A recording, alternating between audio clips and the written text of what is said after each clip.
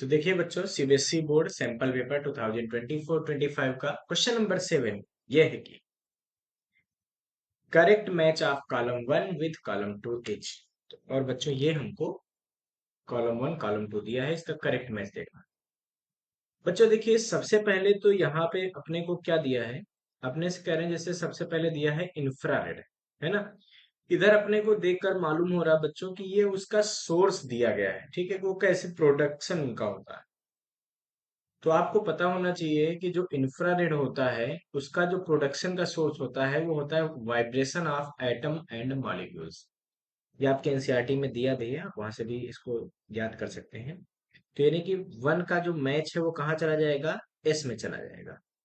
अब वन का मैच अगर हम एस में करते हैं तो देखो अपने पास केवल दो ऑप्शन बचते हैं, यानी कि बी और सी में से कोई एक होगा।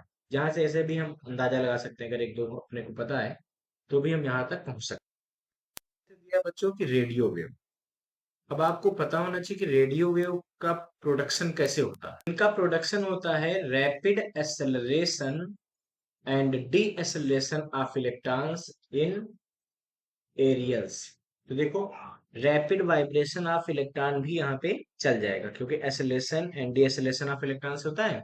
Rapid vibration of electron in aerials, ये बिल्कुल सही हो जाएगा।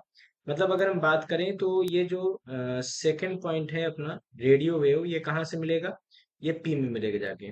तो वैसे तो अपने को पता चल रहा है वन एस में जाएगा और टू पी में जाएगा, तो यहाँ पे ऑप्शन बी बिल्कुल करेक्ट हो रहा है, ठीक है। कोई और ऑप्शन बचा नहीं, इसीलिए बी तो वैसे भी सही हो गया। बट फिर भी हम क्या करेंगे, यहाँ पे अभी लाइट के बारे में सोचेंगे। तो लाइट का प्रोडक्शन बच्चों कैसे होता है, तो आपको पता होना चाहिए कि लाइट कैसे प्रोड्यूस होती है। जब इलेक्ट्रॉन हाई एनर्जी लेवल से लो एनर्जी लेवल में आते हैं तो वो लाइट का इमिशन करते हैं, ठीक है, विजिबल लाइट वहां से हमें मिल जाती है, ठीक है। तो इसका मतलब है कि जैसे electron in atom emit light wave when they move from higher to lower energy level. तो जब हाई से लो में आते हैं तो क्या करते हैं, एनर्जी को इमिट करते हैं, वो एनर्जी लाइट के फॉर्म में करते हैं।